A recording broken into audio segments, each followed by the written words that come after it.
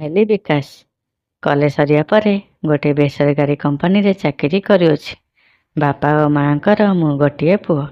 ବାପାଙ୍କ ସ୍ୱାସ୍ଥ୍ୟ ଅବସ୍ଥା ଭଲ ନଥିବାରୁ ଦୁବାଇରେ କରୁଥିବା ଗୋଟିଏ ମଲ୍ଟିନ୍ୟାସନାଲ କମ୍ପାନୀରେ ଚାକିରି ମୁଁ ଛାଡ଼ିଦେଲି। ବୋଉ ମୋତେ ବହୁତ ଭଲ ପାଏ, ତେଣୁ ସେ ବି ଚାହୁଁନଥିଲା। ଶେଷରେ ନିଜ ମନକୁ ବୁଝାଇ ଏଇଠି କିଛି ଗୋଟେ କରିବି ବୋଲି ନିଷ୍ପତ୍ତି ନେଲି। ସେହି ସମୟରେ ଏହି କମ୍ପାନୀ ନୂଆ ନୂଆ ଖୋଲୁଥାଏ। ନୂଆ ରିକ୍ୱାରମେଣ୍ଟ ପାଇଁ ଆବେଦନ ଚାଲିଥାଏ। ମୋର ସବୁ ସାର୍ଟିଫିକେଟ୍ ନେଇ ଇଣ୍ଟରଭ୍ୟୁ ଆଟେଣ୍ଡ କଲି।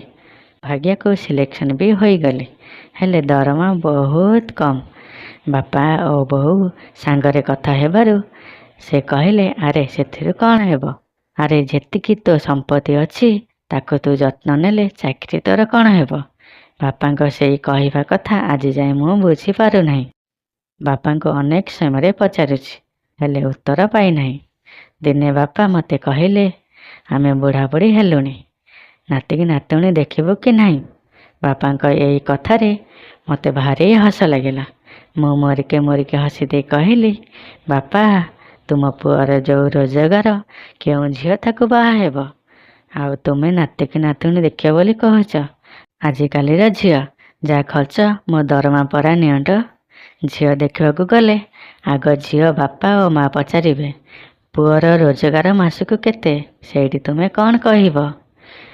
ବୋଉ କହିଲା, ରାମ ରାମ ରାମ ରାମ, ପୁଅର ଯେତିକି ରୋଜଗାର ପରା ତା ଗାଁର ଯାକ ଚଳିବେ। ସେଦିନ ବାପା, ଆଜି ବୋଉ। ମୁଁ ବୁଝିପାରୁନାହିଁ ଏମାନେ କ'ଣ କହୁଛନ୍ତି। ଚାକିରିରେ ଯୋଗ ଦେବା ଆଗରୁ ବାପା ଓ ବୋଉଙ୍କୁ ମୋ ଦରମା ବିଷୟରେ କହିଥିଲି। ଚାକିରି କଲା ପରେ ସବୁ ମାସରେ ଦରମା ଆଣି ତାଙ୍କୁ ଦେଉଛି। ତାମାନେ ମୋତେ କିଛି ଭୁଲ ବୁଝୁନାହାନ୍ତି ତ? ନା, ମୋତେ ଲାଗୁଛି ବାପା ଓ ବୋଉ ଦୁହିଁଙ୍କ ଦେହ ଭଲ ନାହିଁ, ସେଥିପାଇଁ ସେମାନେ ବାଉଳି ଚାଉଳି ହେଉଛନ୍ତି। ତେଣୁ ତାଙ୍କୁ କହିଲି, ବାପା, ବୋଉ, କାଲି ଆମେ ଡାକ୍ତରଖାନା ଯିବା। ମୁଁ ଅଫିସରୁ ଫେରିଲା ବେଳକୁ ତୁମେ ରେଡ଼ି ହୋଇ ଯାଇଥିବ। ବାପା ଆଶ୍ଚର୍ଯ୍ୟ ହୋଇ କହିଲେ, କାହିଁକି, କାହାର କ'ଣ ହୋଇଛି? ତୋ ଦେହ ଭଲ ଅଛି ତ? ମୋ ଦେହ ଭଲ ଅଛି ବାପା, ହେଲେ ତୁମେ ରେଡ଼ି ହୋଇଥିବ। ତା ଆର ଦିନ ଅଫିସରୁ ଫେରି ଦୁଇ ଜଣଙ୍କୁ ଡାକ୍ତରଖାନା ନେଇଗଲି। ଆଶ୍ଚର୍ଯ୍ୟ କଥା, ବାପାଙ୍କୁ ଦେଖିଲା ପରେ ଡାକ୍ତର କହିଲେ, ସାର୍ ନମସ୍କାର, କ'ଣ ହୋଇଛି କି?